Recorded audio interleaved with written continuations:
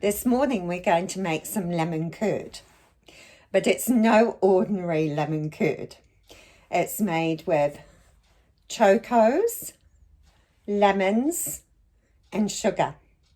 It really is a very easy recipe.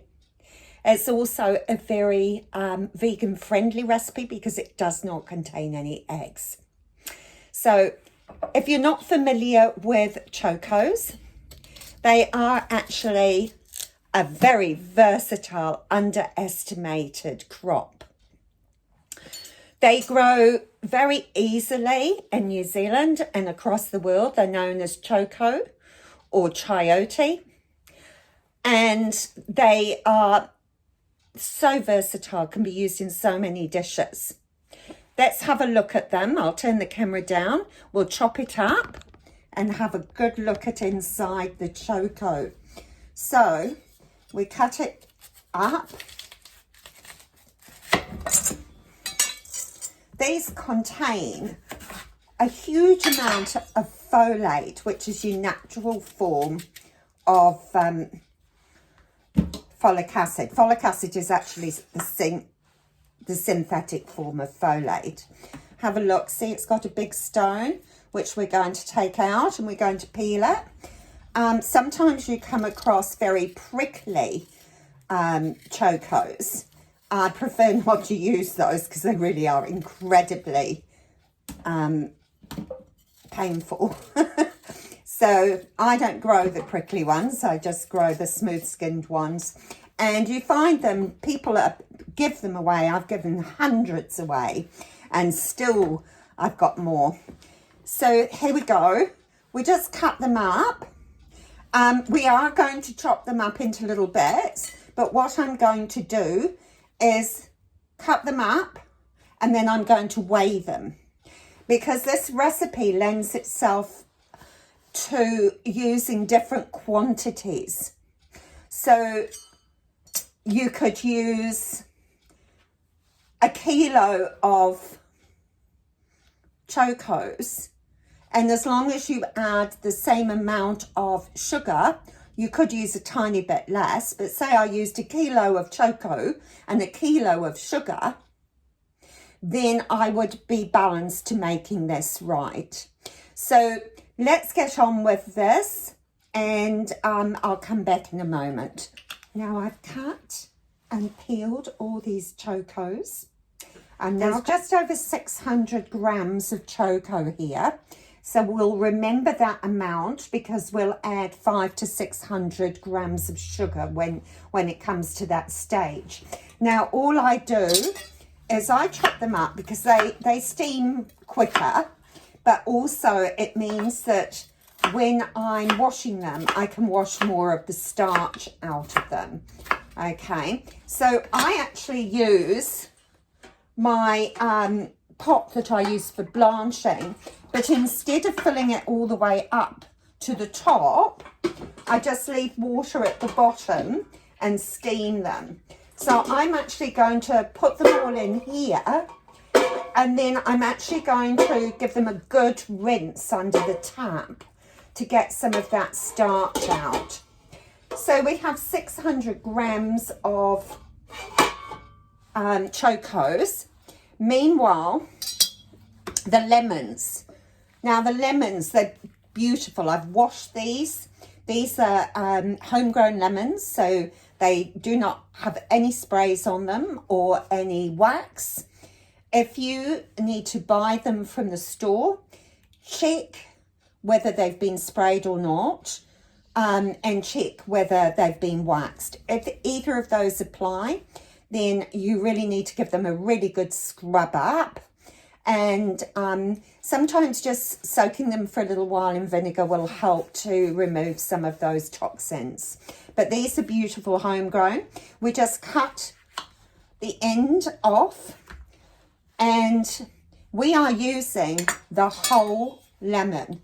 So we're going to cut it up and take out the seeds because we really do not want the seeds in it.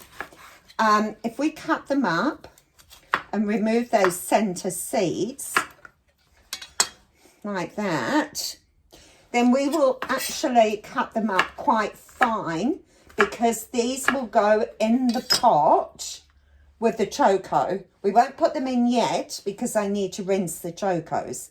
Now, I've got 600 grams of Choko, so I'm going to add 3 lemons. Now, it depends how lemony you like your lemon curd. Now, I have washed all the Choko, chopped up all the lemon, and put enough water at the bottom of the pot to steam these beauties. Put the lid on and put it on the hob.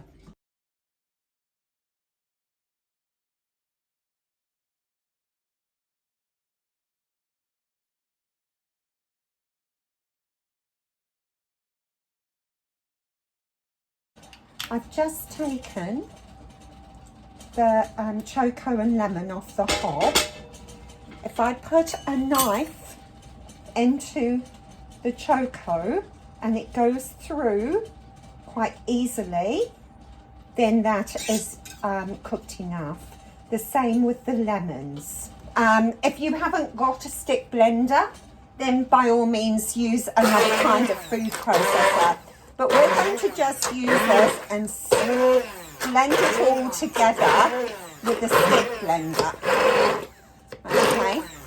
Now this recipe is an adaptation of a recipe that I found many years ago. I was Googling what to do with Chokos, and I came across this recipe from a newspaper article in 1942, and Mrs. Lovett won a competition for making Choko jam.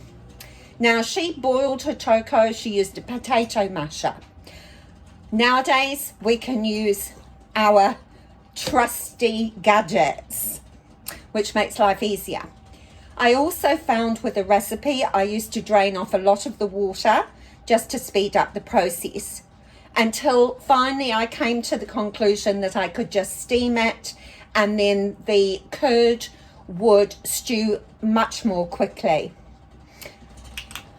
Right, there it is, the beautifully blended lemon in Choko. Now it smells absolutely divine. The next step is to add our sugar. Now I'm adding 600 grams. Well, actually, it's just a bit under. You don't have to be exact. 600 grams of sugar, which I will stir into the Choko and lemon, and then push back on the hob and stirring the mixture while the sugar is dissolving. Now, while you're stirring it, if you see any lumps in it that you're not keen on, then by all means get your stick while the sugar is melting, or dissolving, should I say. We're going to leave it on a little bit lower. So I've reduced it down to about level 5, and we'll come back to it soon and see how it's going. Now this has been simmering away on the hob for about 15 minutes. Stirring often. There. Now this is about the right consistency, because it will thicken more once it's cold. But if you're unsure, use the cold saucer test.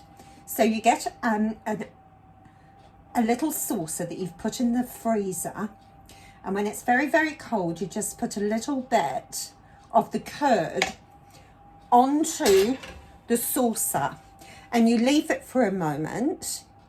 And if that forms a little wrinkle or leaves a line as you push through it, then it's set enough. Let's have a look here.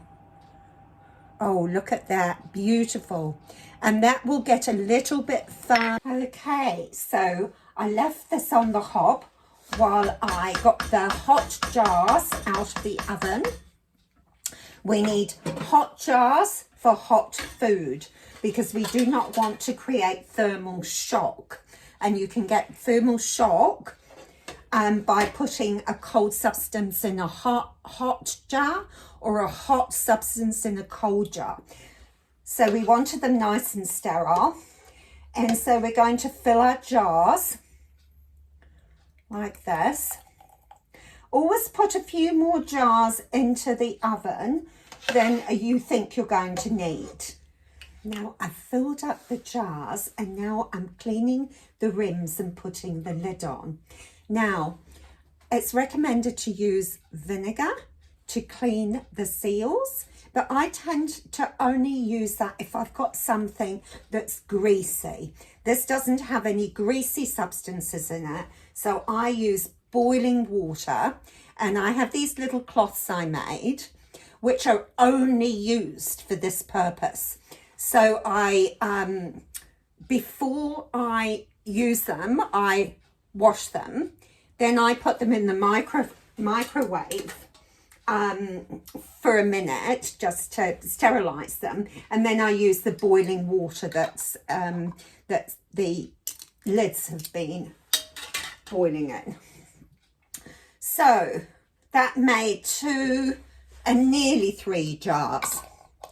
Now the beauty of these beautiful foods is not only is it using a free or very cheap food, often it only costs the sugar.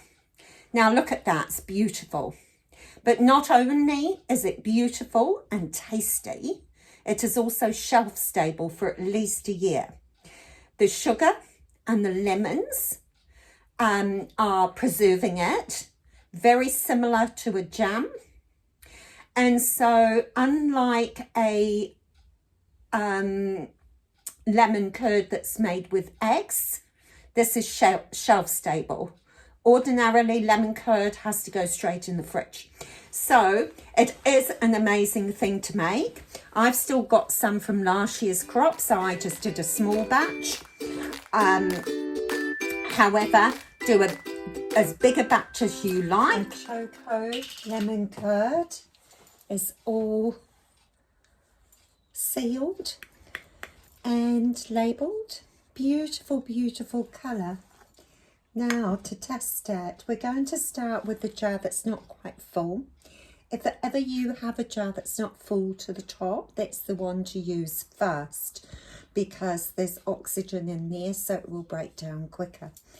It's still sealed. The button doesn't press down. Let's open it and take a look inside. Did you hear it pop as I twisted the lid? First of all, let's have a look at the consistency. Look at that. Take a bit more out. Can you see that? It's just beautiful.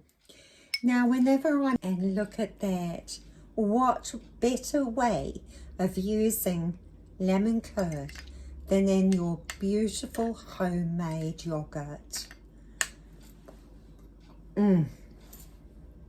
Delicious. It's not exactly like lemon curd, but it's very, very close and a lot cheaper. And if you're vegan, it's very vegan friendly. So that's it from me today. Thank you for joining me. Bye for now.